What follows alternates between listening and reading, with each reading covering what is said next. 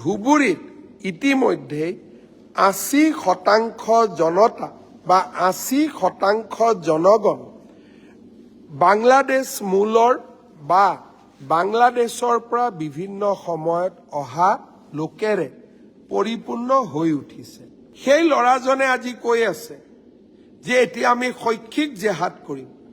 শিৱসাগৰৰ ডিচি, যোৰহাটৰ ডিচি, গুৱাহাটীৰ ডিচি বাংলাদেশ মূলৰ হ'ব। সদৌ অসম সংখ্যালঘু ছাত্ৰ সন্থা চমুকৈ আমছুৰ সৈতে জড়িত ৰেজাউল কৰিম চৰকাৰ নামৰ এজন যুৱকৰ কংগ্ৰেছ দলত যোগদান। সাধাৰণতে কোনো ব্যক্তিয়ে কংগ্ৰেছ দলত যোগদান কৰিলে আমি আপত্তি নকৰোঁ আৰু ই তেওঁলোকৰ নিজৰ সম্পূৰ্ণ আভ্যন্তৰীণ বিষয়। কিন্তু যোগদান কৰাৰ দিনাখন তেওঁ এটা অত্যন্ত আপত্তিকৰ মন্তব্য কৰে, সেয়া হ'ল যে আমি যোৰহাট, শিৱসাগৰ, তিনিচুকীয়াক ধুবুৰী বনাম আৰু আমি ধুবুৰীক শিৱসাগৰ বনাম। ধুবুৰীক শিৱসাগৰ বনালে মোৰ আপত্তি কৰিবলগীয়া একো নাই, কিন্তু ধুবুৰীক কোনোবাই শিৱসাগৰ বনাব পাৰিব নেকি? কাৰণ ধুবুৰীত ইতিমধ্যে 80% জনতা বা 80% জনগণ বাংলাদেশ মূলৰ বা বাংলাদেশৰ পৰা বিভিন্ন সময়ত অহা লোকেৰে পৰিপূৰ্ণ হৈ উঠিছে। তাত এতিয়া অসমীয়া সংস্কৃতিও ম্লান হৈছে আৰু অসমীয়া সংস্কৃতিৰ গৌৰৱ গাথা ইতিমধ্যে ধুবুৰী জিলাত সামৰণি পৰিছে। আমি শিৱসাগৰ হ'ল অসমীয়া জাতিৰ প্ৰাণ স্পন্দন। শিৱসাগৰৰ পৰাই অৰুণোদয় আৰম্ভ হৈছিল। অসমীয়া ভাষাৰ নৱজাগৰণ শিৱসাগৰ জিলাৰ পৰাই আৰম্ভণি হৈছিল। স্বৰ্গদেউ চাওলুং চুকাফাই অবিভক্ত শিৱসাগৰ জিলাতেই নিজৰ ৰাজধানী পাতিছিলে। চৰাইদেউ মৈদামে আজি বিশ্ব ঐতিহ্যৰ স্বীকৃতি পাইছে।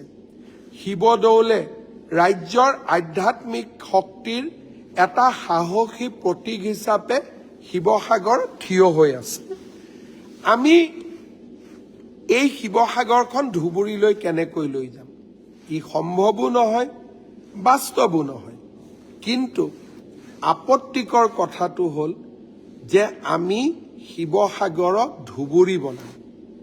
তাৰ মানে আমাক কি বুজোৱা হৈছিলে?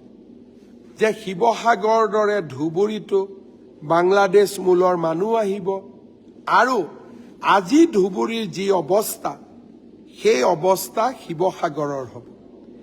সেই ল'ৰাজনে আজি কৈ আছে যে এতিয়া আমি শৈক্ষিক জেহাদ কৰিম। শিৱসাগৰৰ ডিচি, যোৰহাটৰ ডিচি, গুৱাহাটীৰ ডিচি বাংলাদেশ মূলৰ হ'ব। এনেধৰণৰ ব্যক্তিয়ে যেতিয়া কংগ্ৰেছত যোগদান কৰে আৰু এনেকুৱা ধৰণৰ কথা কয়, যোৰহাটৰ সাংসদ গৌৰৱ গগৈ সেইদিনাখন তেওঁৰ লগত একেলগে বহি আছে। তেওঁ যেতিয়া এই আপত্তিকৰ কথাবোৰ ক'ব আৰম্ভ কৰিছিল, গৌৰৱ গগৈ ডাঙৰীয়াই থিয় হৈ ল'ৰাজনক ক'ব লাগিছিলে যে কংগ্ৰেছৰ মঞ্চত এনেকুৱা কথা ক'ব নাপায় বা এনেকুৱা কথা ক'ব নোৱাৰি, আপুনি এনেকুৱা কথা নক'ব। আৰু তাৰ পিছতো যদি তেওঁ তেনেকুৱা কথা কৈ থাকিলেহেঁতেন, তেওঁক দলৰ পৰা বহিষ্কাৰ কৰাৰ প্ৰয়োজনীয়তা আছে। ল'ৰাজনক বহিষ্কাৰ নকৰিলে, ল'ৰাজনে ৰিজাইন দিলে আৰু ল'ৰাজন এতিয়া মাইনৰিটি মানুহৰ মাজত এক প্ৰকাৰ হিৰো হৈ পৰিলে। অৰ্থাৎ গৌৰৱ গগৈয়ে এই ল'ৰাজনক নায়ক হ'বলৈ, হিৰো হ'বলৈ সুযোগ দিলে। কিহৰ বিনিময়ত?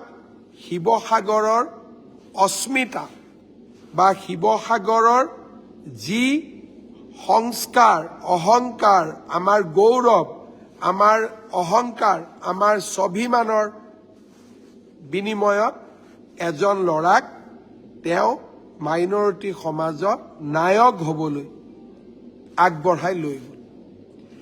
কেইটামান দিন আগতে এনেকৈ এজন কংগ্ৰেছৰ যুৱকে কৈছিল অসমত 47খন আসন সংখ্যালঘু বা বিশেষকৈ মিয়া মুছলমানৰ বাবে সংৰক্ষিত হ'ব লাগে। সিদিনাখনো মই গৌৰৱ গগৈক কৈছিলোঁ যে এই ল'ৰাজনক পাৰ্টিৰ পৰা উলিয়াই দিয়ক। ধৰ্মৰ ভিত্তিত ৰিজাৰ্ভেশ্যন ক'ত হয়? হিন্দুৰ কাৰণে কিবা চিট ৰিজাৰ্ভেশ্যন আছে নেকি? খ্ৰীষ্টিয়ানৰ কাৰণে কিবা চিট ৰিজাৰ্ভেশ্যন আছিল নেকি? ধৰ্মৰ ভিত্তিত ৰিজাৰ্ভেশ্যন ব্ৰিটিছে কৰিছিল। স্বাধীন ভাৰতৰ সংবিধানত ধৰ্মৰ ভিত্তিত ৰিজাৰ্ভেশ্যন নহয়। কংগ্ৰেছে কি ক'লে যে আমি ল'ৰাজনক শ্ব'কজ দিছোঁ। আজি এমাহ হৈ গ'ল, শ্ব'কজৰ ৰিজাল্ট কি?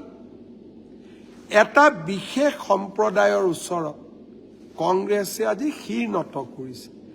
কাৰোবাৰ ভাল কাম কৰক, কাৰোবাৰ উপকাৰ কৰক, দুখীয়া মানুহক সহায় কৰক, যি ধৰ্মৰ নহওক কিয়, কিন্তু not at the cost of Assamese, not at the cost of Indian, not at the cost of our motherland. এই কথাখিনি কংগ্ৰেছ দলে বুজা উচিত, গৌৰৱ গগৈ ডাঙৰীয়াই বুজা উচিত। শ্ৰদ্ধাৰ ৰাইজ, দেভছৰ পৰা ঘূৰি আহিয়ে বহুদিনৰ পৰা আমাৰ এজন অসমৰ সাংসদৰ পাকিস্তানৰ লগত থকা নিবিড় সম্পৰ্কৰ কথা মই উল্লেখ কৰি আহিছিলোঁ। দেভছৰ পৰা ঘূৰি আহিয়ে আৰু এই মাহটো শেষ হোৱাৰ আগতেই এই তথ্যখিনিও মই আপোনালোকৰ আগত সদৰি কৰিম। এটা বিশেষ গোষ্ঠীৰ প্ৰতি মৰম, পাকিস্তানত লগত গোপন সম্পৰ্ক, এই গোটেইবিলাকে অসমৰ ৰাজনীতিত আজি এটা সংকটৰ প্ৰতিচ্ছবি আমাৰ সন্মুখলৈ লৈ আহিছে। আমাৰ জাতিটোৱে সংকটৰ সন্মুখত আছিলে, আমি প্ৰচেষ্টা কৰিছোঁ জাতিটোক সংকটৰ পৰা ৰক্ষা কৰিবলৈ, কিন্তু এছাম লোকে নিজৰ নিহিত স্বাৰ্থৰ কাৰণে আমাৰ জাতিটোক সদায় দুৰ্বল কৰি ৰাখিব খোজে। মই নিশ্চিত যে আমাৰ সামূহিক শক্তিয়ে আৰু আমাৰ সামগ্ৰিক সত্তাই আমাক সদায় সুৰক্ষিত কৰি ৰাখিব। এই অস্তিত্বৰ যুঁজত আমি নিশ্চিতভাৱে বিজয়ী হ'ম।